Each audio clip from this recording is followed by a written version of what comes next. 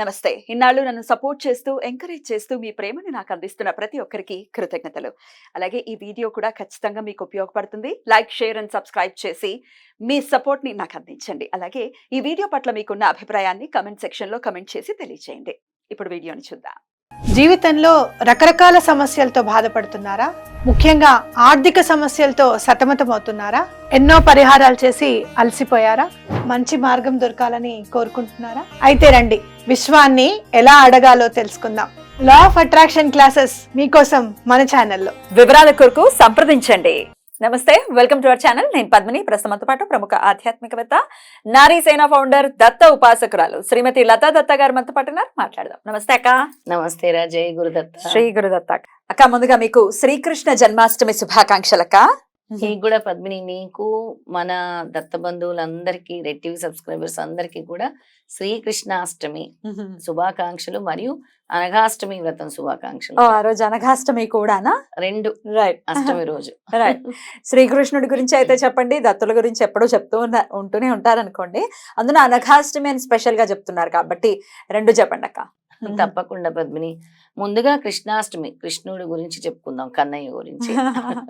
కన్నయ్య లేని ఇల్లు గాని, కన్నయ్యని ఇష్టపడనటువంటి మనిషి గాని ఇంచుమించు ఎవరు ఉండరు. ప్రతి ఒక్కరు కృష్ణుడు అనగానే ఎక్కడ లేని ప్రేమ వచ్చేస్తుంది కదా. కృష్ణుడు అంటేనే ప్రేమకు చిహ్నం అనిపిస్తుంది. ఇష్టం లేని బ్రతుకులు దుర్భరం అసలు. నిజంగా కృష్ణుడు ఇష్టం లేని వాళ్ళు ఉంటారు చూసారా, మూర్ఖులతో సమానం.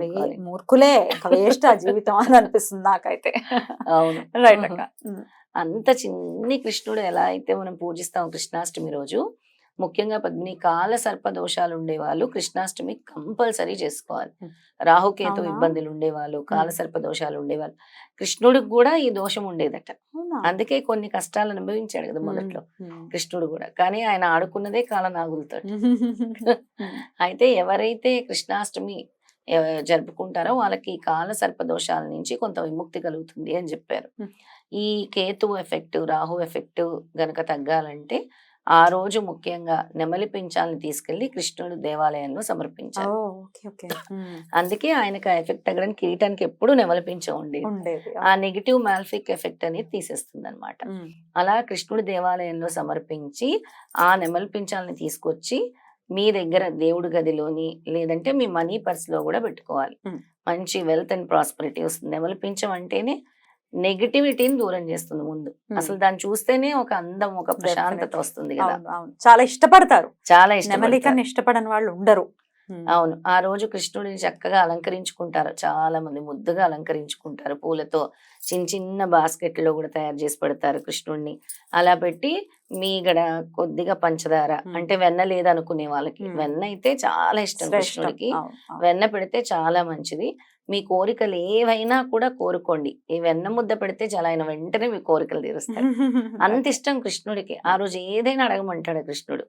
నాకు వెన్న సమర్పిస్తే నేను ఇస్తా అంటాడు చిన్నప్పటి నుంచి కూడా. అందుకే కొంచెం వెన్న ఉన్నా కూడా వెన్న నైవేద్యంగా పెట్టుకోండి. లేదు అని అంటే పాలు కూడా చాలా ఇష్టం. పాల మీగడి మీద కొద్దిగా పంచదార వేసి పెట్టుకోండి. తర్వాత పాలల్లో కొద్దిగా కుంకుమ పువ్వు వేసి పెట్టుకోండి. ఈ మూడిట్లో ఏదైనా ఒక నైవేద్యం పెట్టుకోండి.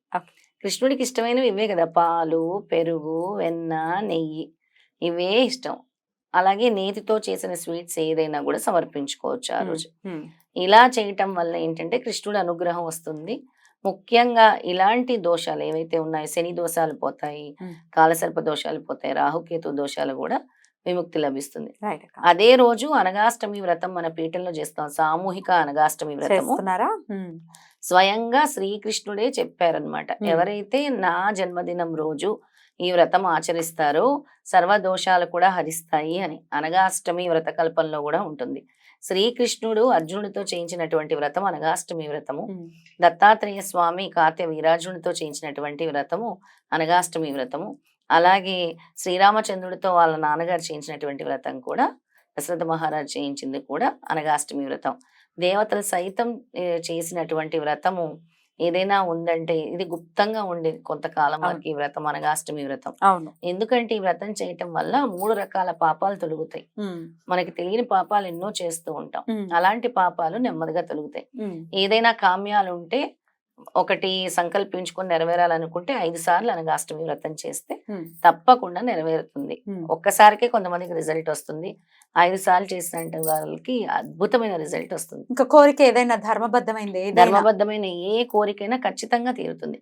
మన పీఠంలో చేసిన వాళ్ళకి ఎంతో మందికి ఉద్యోగాలు వచ్చాయి, ప్రమోషన్లు వచ్చాయి, ఉమ్, చాలా మంచి జరిగింది. మ్మ్. సామూహిక వ్రతం అయితే ఇంకా ఇంకా ఇష్టం అన్నమాట స్వామికి. ఉమ్, అందుకని ముఖ్యమైన రోజుల్లో ఏంటి ఈ వ్రతం చేయటానికంటే ఉమ్, మనకి దగ్గరలోనే ఉంది మార్గశిర అష్టమి, ఉమ్, దానికంటే ముందు కృష్ణాష్టమి 4 నెలల ముందే వచ్చింది. ఉమ్, అందుకే స్వామి ఏం చెప్పారంటే ప్రతి నెల వచ్చేటటువంటి బహుళాష్టమికి గాని ఉమ్, ఇప్పుడు వచ్చే కృష్ణాష్టమికి గాని ఉమ్. ప్రత్యేకంగా కృష్ణాష్టమి అని చెప్పారు ఉమ్, స్వామి. ఉమ్. అలాగే మార్గశిర అష్టమి ఉమ్. లేదా మధ్యలో ఒకసారి స్వామి నక్షత్రంతో వచ్చింది, ఉమ్, శ్రీపాద చిత్తా శ్రీవల్లభ స్వామి నక్షత్రమును అష్టమి వచ్చింది. అవును. అష్టమి వచ్చింది. ఉమ్, ఆ రోజు ఎప్పుడు చేసినా కూడా అద్భుతమైన ఫలితాలు ఉంటాయి అని ఉమ్. స్వామి చెప్పారు. రైట్. అందుకే కృష్ణాష్టమి రోజుని చక్కగా అనగాష్టమి వ్రతం చేసి వినియోగించుకోవాలంటే ఉమ్, చాలా చాలా మంచిది. రైట్. ఎందుకంటే మళ్ళీ సంవత్సరం వెయిట్ చేయాలి కదా మనం కృష్ణాష్టమి కోసం. అవును, అవును, అవును. అక్కడ కృష్ణుడు కృప కరుణ రెండు ఉంటాయి, అనగాదేవిది ఉంటుంది, శ్రీపాద శ్రీవల్లభుడిది, అనగా స్వామి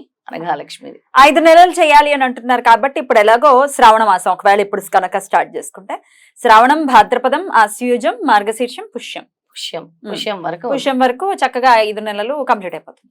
వాళ్ళ కోరిక కామ్యం కూడా తీరుతుంది. ఇది ఉమ్, వాళ్ళే ఉమ్, చెప్తారు మనకి, ఉమ్, ఉమ్. మనం ఏదో చెప్పటం కాదు. ఉమ్, ఈ వ్రతానికి అంత ప్రాచుర్యము ఉంది, అంత శక్తివంతమైన వ్రతం ఇది. ఉమ్, ఉమ్. స్వయంగా దత్తాత్రేయ స్వామి చెప్పారు కాబట్టి ఈ Right. వ్రతం గురించి. Right, right. అద్భుతం అక్క. చాలా అంటే చాలా మంది చెప్పగా విన్నాం అనఘాష్టమి. నాకైతే పర్సనల్ ఎక్స్పీరియన్స్ ఇప్పటిదాకా స్వామి అనుగ్రహాన్ని కలిగించలేదు, కానీ 2 years బ్యాక్ నుంచి కూడా కంటిన్యూస్ గా వింటూ ఉన్నాం. అనఘాష్టమి అంత పవర్ఫుల్ వ్రతం ఇంకొకటి లేదు అని అంటే అతిశయోక్తి లేదు.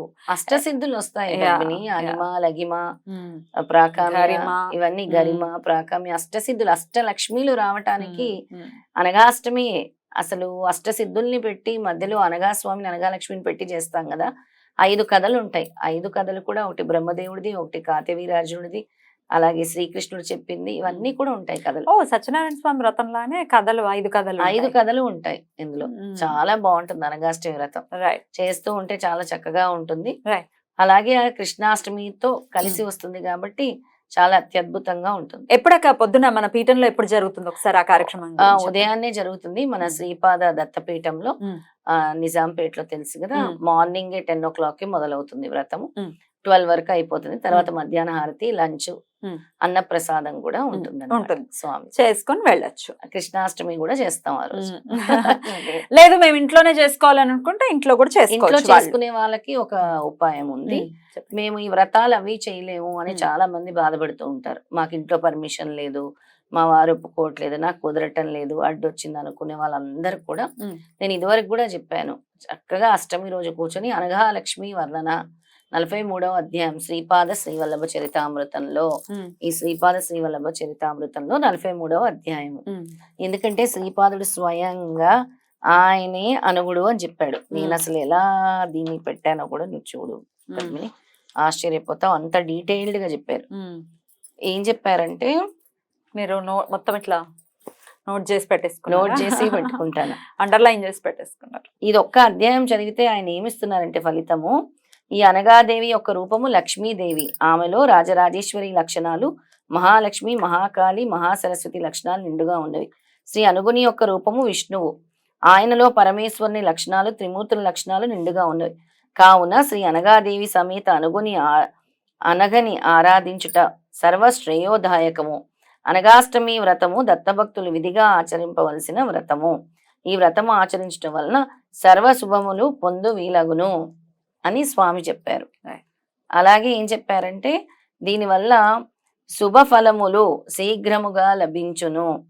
దత్తుడు సర్వదేవతా స్వరూపుడును,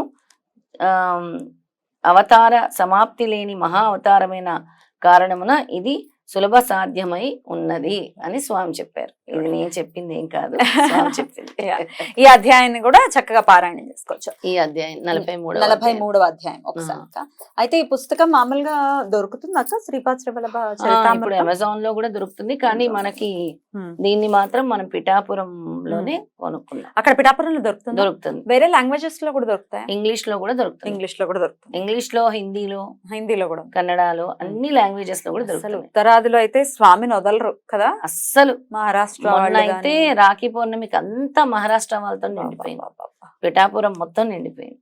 ఏమిటి అసలు మనం వెళ్ళం కానీ వాళ్ళు మాత్రం పరిగెట్టుకుంటూ వస్తున్నారు, అంతే కదా. మనమేమో ఏమిటేమిటో చేస్తుంటాం. సర్లేండి, మొత్తానికైతే ఇది దొరుకుతుంది, అమెజాన్ లో కూడా దొరుకుతుంది అని చెప్తున్నారు కాబట్టి చక్కగా ఆర్డర్ చేసుకోవచ్చు. సో డెఫినెట్ గా ఇంట్లో ఉండాలి కదక్క, ఉండాలి, ఉంటే గ్రంథం. మంచిది. అనగా లక్ష్మి వర్ణన అధ్యాయం జరిగితే అనగాష్టమి వ్రతం చేసినట్టే. Right. అంటే కనీసం నెక్స్ట్ టైం కి చేయటానికి ప్రేరణ కలుగుతుంది, స్వామి అవకాశం ఇస్తారు ఆ అధ్యాయం చదవటం వల్ల. బ్యూటిఫుల్ గా ఎక్స్ప్లెయిన్ చేశారు. మరొక్కసారి మీకు కృష్ణాష్టమి శుభాకాంక్షల్ని తెలియజేస్తూ నమస్కారం అక్క. నమస్తే, జై గురుదత్త. శ్రీ గురుదత్త.